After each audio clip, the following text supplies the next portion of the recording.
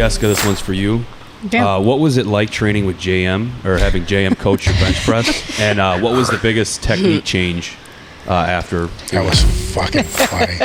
I was pissing him off a little bit. Tell us how you really feel. Let's Asking questions. Yeah, I don't mean like in a playful way. I meant just because I was. He has his own method, and I was just challenging him with things that I see in every day and things I've implemented in my own training, and just his reaction. He's like, "No, there's only one way. There's the great way." I think I want to say the biggest takeaway that makes it was eye-opening, so much sense, is him putting me in my setup with bench. We always talk about leg drive. I still call it leg drive.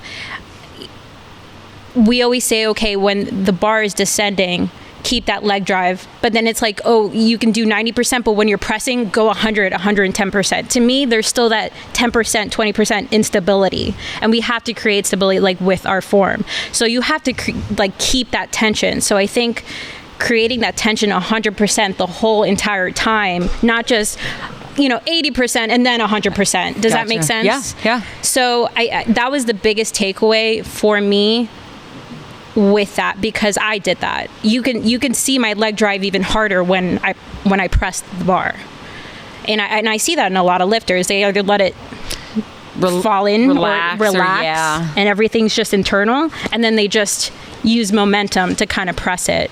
When really it's just point A to point B. It's like machine, So training with him was interesting. I had a lot of takeaways, and it made me cognizant of cues, because I kept repeating the same things, and it's kind of being versatile with those things, because not everyone is going to understand what I'm saying. So be able to adapt and interpret things, and that's the biggest thing in communication with coaching with you guys. I mean, feel free to chime in, but it was just interesting how he was coaching, because it was just a different way than I would have. So that kind of opened my eyes with communication. So the one thing that he said that I don't think anybody picked up on, but I did, and I'm like, wow, that's a really good fucking cue, is when he was saying there's no such thing as leg drive and all this other stuff. He made a comment that said, all you're really doing is taking the slack out of your skin. And I thought, holy fuck, that's what you're doing.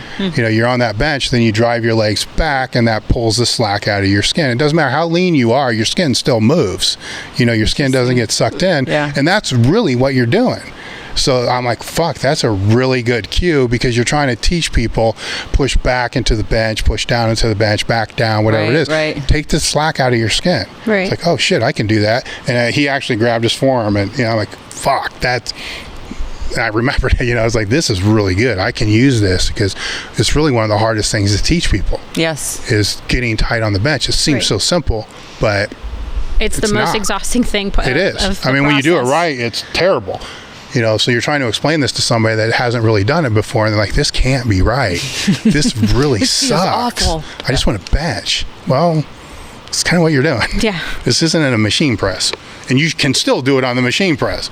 Exactly. Would you agree with him as far as foot placement? Because you obviously... I think it's very specific to somebody's anatomy. You need to be able to figure out where they can keep stable. Some people... I have two views on this. You want to find what's optimal for the person to be able to keep the tension. Right. Okay, some people want to tuck, some people have to feet forward. I personally think they should be skilled at both if they're a full meet competitor. Because you don't know what's going to happen. And I've been in 100 meets. You don't know what's going to happen. You can tweak your back a little bit, and then you go and you get into your arch. I've been in meets where I got into my arch. My hamstring just would not stop cramping no matter what. I can't walk off the platform and say, oh, no, I'm passing. I put my feet out in front, and I'll drive. Yep. So I would do my speed work with feet in front. I would do my max effort work with it tucked, and could go back and forth. Bench didn't really impact my strength one way or another, but deadlift, going sumo, and conventional, I'd train both too. Right. Because again, you don't know you tweak your back on the squat, you're not going to pull conventional. Correct. So I didn't want to ever leave a meet or just pull my 4 or 5 or whatever. I'm not going to do that. I wanted the option to be able to at least try to still get a total. No matter how bad things go, you can still get some kind of PR. So that's my answer, is you should be able to do both. But if it should be tucked or feet out, I think depends a lot on the length of somebody's between their knee and their heel. That matters a lot, because if it's really long, then you're gonna have a really hard time tucking. Well, he proved us wrong with his athlete that he brought. She was like 6'1". Yeah, you got to really. It's going to take time. You can do it. It's going to take time, and it's going to be really hard, though. It would be really hard, and vice versa. Somebody that's got shorter legs isn't going to be able to put their legs out front. They're just going to friggin' dangle, or they're going to need boxes and all this other stuff. So it all comes down to whatever person's strongest at. Maybe they're not strongest at that moment. Yeah, and then they can eventually, work built upon that. So for many years, I always kept my feet out in front, because tucking was trashing my back. And it's like, okay, if I tuck, I'm going to lose 40 pounds on my squat, 40 on my deadlift. To gain what? 20 on my bench?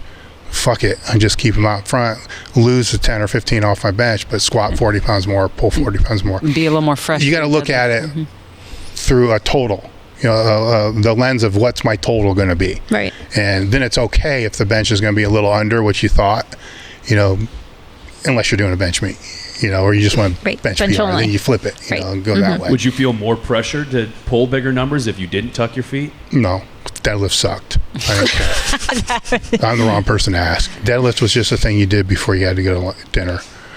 I think just to be mindful, JM obviously has his own method and approach and perspective, and it's kind of what you said.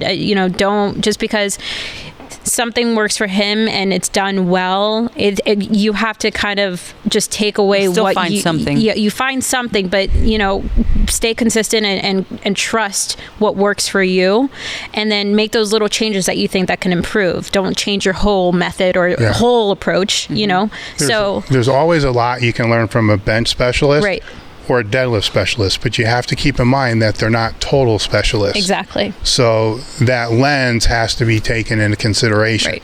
He didn't have to worry about how it was going to impact other things, where it's a huge factor that plays into the whole thing. Yeah.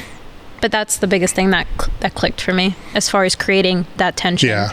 Personally, I would rather have people shorten the distance as much as they possibly can. You put a bench shirt on, I don't think there's really much of a choice. You're going to have to do that. That's where I'm going to go first. When that's not failing or that's not working, you got to go some other direction. And it's not worth a 20-minute argument every training session, to be able to find 10 more pounds on a bench. It's like, okay, you're right. Let's just fix this and make it the best we possibly can and go that way. Because if the confidence isn't there and it's not going to be built over a period of time, you're just wasting your time anyhow. Because I could make the argument that if you're more confident with your feet out forward, and I can just keep reinforcing that and fixing that technique, just on confidence alone, I'm going to make you stronger. Right. Where if you always got that little bit of doubt that's not going to go away because you're not comfortable with that, I can beat that with confidence every time. You see, we already established that there's a big mental aspect here that people don't look at. I'm going to argue the point for the sake of arguing the point is part of it too. To say that whatever the concept is, tucking the feet, that's what that should be, is to keep arguing it just to win that sole argument, or to look at the bigger picture and go, well, you're a full meat lifter. Right. We need to make sure that you can. I would prefer you to have your feet all the way back and to do all this stuff, but maybe we can adjust it a little bit in order for you to bench 225 in a meet. If we want to establish what's right and wrong, then yeah, that's probably right. But sometimes wrong is the best direction to go.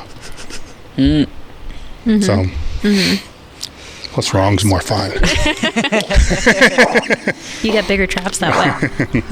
I came from the mud. There's dirt on my